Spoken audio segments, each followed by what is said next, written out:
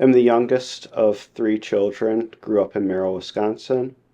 Um, Lived with both my parents in a very Catholic household. We went to church every Sunday. I went to a Catholic school from kindergarten to eighth grade. Um, about second grade, I started to serve at Mass, and I feel like that's where my vocation kind of started in a sense, is when I started to serve at Mass. I just felt more just like a calling from God that I'm supposed to serve at the altar in some sort of respect. After eighth grade, I went to a public high school where I kind of started to fall out of my faith a little bit, just not take it serious and just kind of be more of a high school student in that sense instead of like trying to figure out the Catholic faith. So really just kind of had a hard time in high school in that sort of sense and not really being happy or anything. But I kind of had this good relationship with my cousin who was a really good role model for me.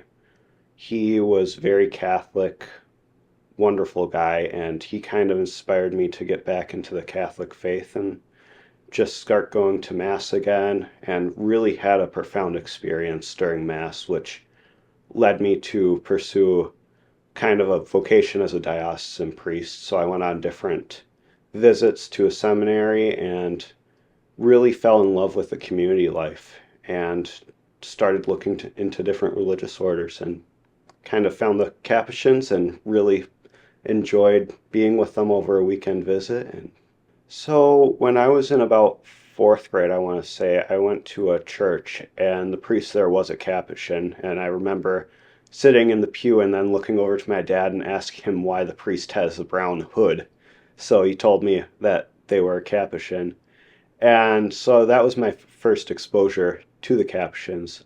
But after that, I didn't really have any thought about Capuchins or anything. And it wasn't until I kind of started discerning the priesthood and go visiting the seminary and learning about that community life. Then I kind of remembered that talk with my dad about the priest being a Franciscan and looked into the Franciscans and just really loved the service that they do for community.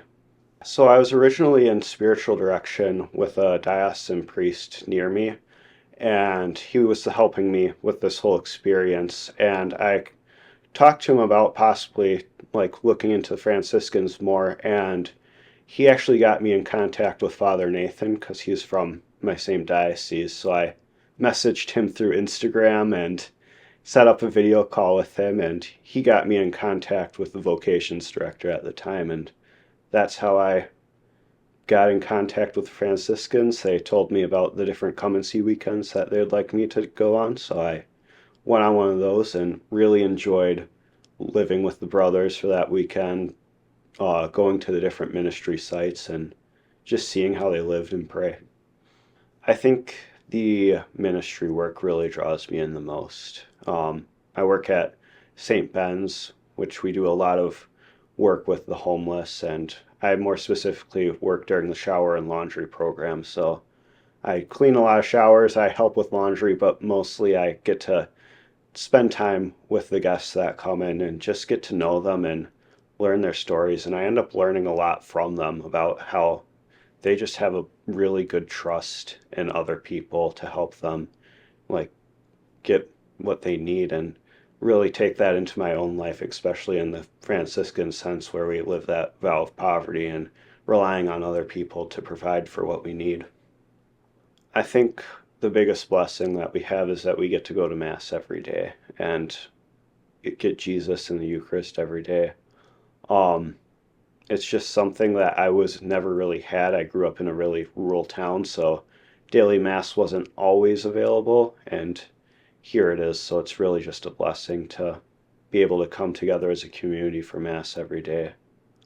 I think one of the hardest things is some living in community. Honestly, there's definitely brothers that you don't always agree with, or you don't always agree with the way that things run in the house, but at the end of the day, you're all brothers just trying to live the best you can, be there for each other, and that's all that really counts is that we just try to grow together in holiness.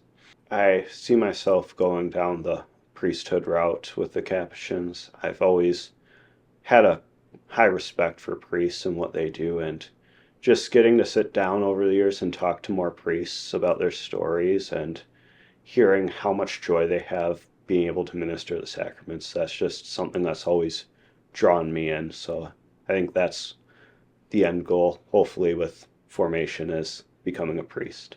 I think my advice would be don't be afraid to contact different orders or even just the diocesan vocations office. That's always a good first step. And no matter who you talk to in different orders or in the vocations office for the diocese, they'll always point you in some sort of direction to help you get going. And then just go on visits. That's a wonderful thing to do. Guys in the houses love having visitors, and it's the only way you can really know if you'll fit this life is by going and visiting and just being with them for a weekend. Yeah, I've really enjoyed living this half a year in this house so far.